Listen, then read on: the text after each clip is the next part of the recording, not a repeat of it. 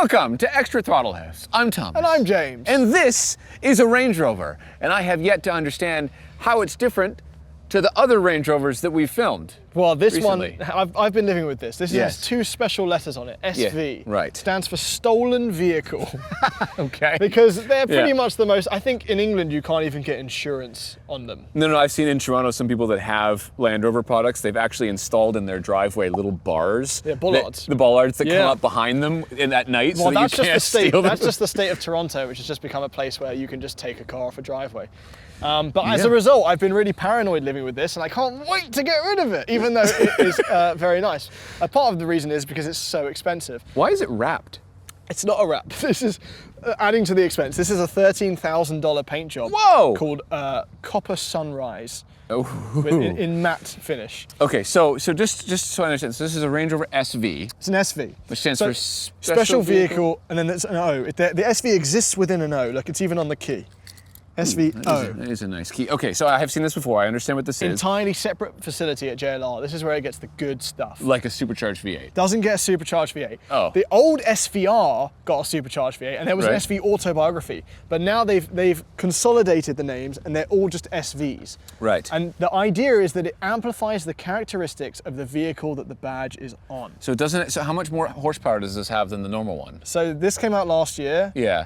and it didn't have any more horsepower. Same 523 horsepower from a BMW sourced twin turbo V8. Okay, so then it's not that much more money than the regular Range It's a Rover lot then. more money. It's a lot more Oh. money. But this year, in Yeah. 2024, it gets a mild hybrid version of that motor. Right. 606 horsepower.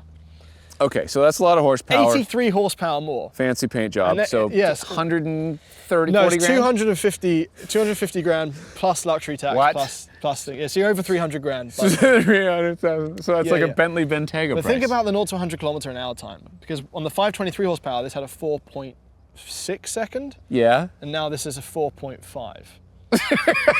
Okay. So- All right. So just again recap. Fancy paint job, looks like a wrap. Looks exactly like a Range Rover on the outside. Has a special SVO badge. Not much more horsepower. Are the seats made of gold?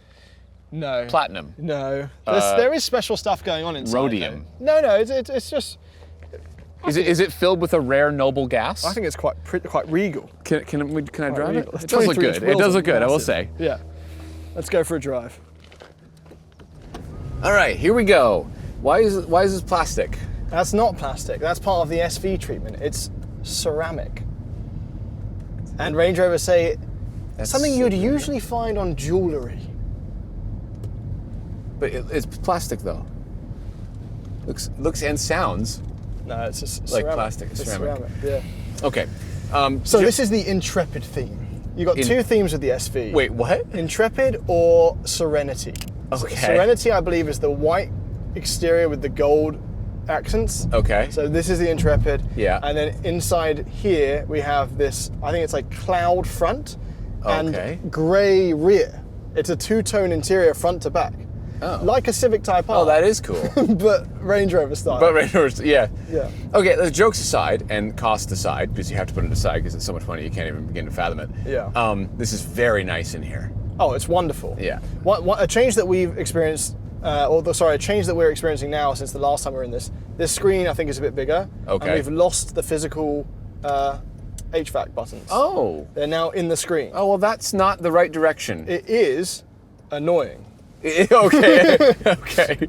As is driving mode. So, like, driving mode is this now. Oh, And then that's not that. that's No, your- that doesn't make any sense. That's your aircon stuff. Like, I like the visually clean interior, but this looks too Tesla to me. There's nothing here. No, and part of the SV stuff is you can get fancier materials here. Like some of the stuff gets really nice. This is quite a simple spec. Yeah. And also because this is the short wheelbase, in the rear, we don't have the ability to get what's called the signature suite, which is where it joins up the whole rear console into one right. big fancy with a table. Yeah. So we don't have that. We still have the armrest that electrically goes up and that has the the mirror in the back. Yeah, for exactly. not cocaine. That's what it's called. Sorry. It's for not the cocaine. mirror for not cocaine. The mirror for not cocaine. Yeah. 606 horsepower, eh? Yeah, and all for 150 grand. Yeah, well. All right, foot down. Let's see what she's got. Oh yeah, it moves. So it's not a moves. huge difference from the 523. But it's not like these things used to be raucous and loud. Yeah, the right? SVR, the supercharged V8 was That's nuts. what I remember. Was nuts. Same as the F-Type engine. But it still suffers from some of the ride issues that I've had in Toronto. Like out here on this smooth surface, it's perfect. Yeah. But once you start getting into cracked roads, it fights its weight. Like, even there, did you feel that? It judders. It judders. Yeah, And backseat weird. passengers I have felt sick. In Yeah, it. yeah. And they start to, and that's something that is, for some reason, the Range Rover always includes. So it's like, I wish it didn't have that. The difference now, though, that I do experience in this versus the normal Range Rover is that mild hybrid. That's new for this year. Even the trims below now benefit from a mild hybrid. So if I come to a stop, it should be really smooth. It's it's right? much All right, smoother. let's see. If you remember, that was the one thing that was missing when we did it Right. versus the X7 and the GLS. Coming to a stop. Engine is off. Smooth. Very smooth. Very good. Top. And again, that was the one thing it was missing when we compared it to the X7 and the GLS. So Yeah. it's back. All right, I know I've been driving an Ineos Grenadier. Yeah. Which is a solid front axle and circulating ball It's steering. basically a Wrangler. Yeah. But I think that the steering is too sensitive in this. I think a part of that is that you've been driving an Ineos Grenadier, but Yeah. it is sensitive steering. Like it's super light and the rear wheel steering's really aggressive, and I'm having a hard time kind of keeping it going the direction that I want it to go, because every time you think about the steering wheel, it sends you in a different direction. You're saying it's taking our definition of luxury of minimum input to maximum output to 1, 2, 1, 7, any 5. input at all. Yeah, it creates All maximum of the output. output, yeah. But like even still, I'm finding it really delicate. Like It turns on a super dime. Why don't we sensitive. pop into dynamic mode? That's quite slow, isn't it, the way that happens? Yeah, You're in dynamic. It's Gauge great. cluster's gone red. Oh, it has gone red. It's got like a tack that goes across this way. That's cool. The one thing that Land Rover products did not need to do was rely more on a screen. No, yeah. Right? More. That was dumb. But it's cheaper, isn't it? That's it's what it cheaper. is, It's cost yeah. cutting. So does it feel any And so different? as a result, they can charge less money. No, it's more. No, it's more money. It's okay. more money. I can't ignore the money anymore. Oh, okay. All right. But it's way too much money. One, because you keep bringing it up. Yeah. But two, because this really, as an experience, is not that different to the first edition or the Auto. No, I'm honestly, genuinely having a hard time understanding where the extra money has gone into this. I think this generation, the SV makes a lot more sense in the Sport. The Range Rover Sport Right. gets, because it, as I said, it amplifies the characteristics. Yeah. The Range Rover Sport and this are so similar, but once you get to the SV stage, first of all, the Sport gets 626 horsepower. Right. It hits 0 to 60 in less than 4 seconds. I think it did like a 3.6 for one of the outlets. Right. But I claimed 3.8. Yeah. Don't fact check me. Okay. But it's quick. And it gets like fancy sport bucket seats.